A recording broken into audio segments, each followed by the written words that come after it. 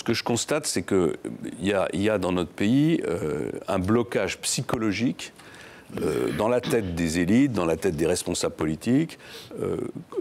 On considère que le pays est difficile à réformer, donc du coup, on s'abstient de le faire. Je vais prendre un exemple pour être plus clair et illustrer les choses. Tout le monde dit que Mme El Khomri a bloqué le pays avec sa loi. Elle n'a rien bloqué du tout. Je ne dis pas qu'il n'y a pas des Français qui ont été gênés par des grèves de transport, sûrement. Je ne dis pas qu'il n'y a pas eu des tentatives pour prendre en otage les dépôts de carburant de façon absolument scandaleuse. Mais enfin, quand le gouvernement, au bout de quelques jours, s'est réveillé, il a fait dégager ces dépôts de carburant.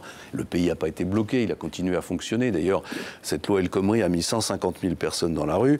Moi, pour la réforme des retraites, j'en avais mis 2,5 millions en 2003. Et la réforme, elle a quand même été faite. Je ne dis pas que ça a été facile, mais elle a été faite et elle s'applique aujourd'hui. La gauche qui l'avait combattue ne l'a pas remis en cause. La réforme de France Télécom, ils étaient tous dans la rue aussi. Les fonctionnaires de France Télécom, ils étaient remontés comme des pendules. Il y avait un débat au Parlement qui a duré pendant des semaines et des semaines. La personne qui menait le combat contre cette réforme au Parlement, c'était Madame Royal. Et Mme Royal, elle avait deux arguments à m'opposer en permanence. Le premier, c'est avec votre réforme, les personnes âgées n'auront plus le téléphone parce qu'elles n'auront plus les moyens de se payer le téléphone. Et le deuxième argument, c'était avec votre réforme, il n'y aura plus de cabines téléphoniques dans les villages. Parfois, il faut regarder les bêtises qu'on dit quand on est dans l'opposition et quand on se bat contre des projets. Est-ce qu'il y a une seule personne aujourd'hui qui se lèverait dans le pays pour dire « Ah, quand même, c'était bien mieux du temps du monopole de France Télécom, il faut y revenir ». Bon, je dis ça pour dire que je pense que le pays est plus prêt aux réformes qu'on veut bien le dire. Bon. Après, il y a un deuxième sujet, c'est quand même l'élection présidentielle. C'est pour ça que moi, je mets tout sur la table. Parce que je veux qu'à l'occasion de l'élection présidentielle, les Français fassent un choix qui soit clair. Si on considère à l'avance que parce qu'il y a des organisations syndicales qui bloquent tout, on ne peut pas avancer, bon, ça veut dire qu'on accepte de poursuivre sur la voie de la décadence. Ça veut dire qu'à ce moment-là, il faut prendre un programme de soins palliatifs et attendre... Donc vous êtes prêt à l'affrontement s'il faut? Je ne le souhaite pas, mais je dis que cet affrontement, il peut être nécessaire dans certains cas. On ne va pas continuer à accepter qu'il y ait des agriculteurs qui bossent 80 heures par semaine et qui n'aient pas de salaire à la fin du mois. Des petits artisans qui ont une vie de plus en plus difficile, puis de l'autre côté, des fonctionnaires de l'activité territoriale qui travaillent 32 heures et qui refusent de passer à 35. Il y a un moment où ces questions-là doivent être mises sur la table et où il faut que le peuple français tranche. D'ailleurs, c'est pour ça que je propose d'organiser un référendum sur un sujet qui est l'inscription dans la Constitution du principe d'égalité des régimes sociaux. Parce que c'est des sujets qu'à un moment, les Français doivent trancher eux-mêmes. Pas celui des 39 heures, mais celui de l'égalité des régimes sociaux. Qu'est-ce que vous entendez par là? Je veux qu'on inscrive dans la Constitution le principe que les régimes sociaux doivent être équitables, équivalents, égaux. Voilà.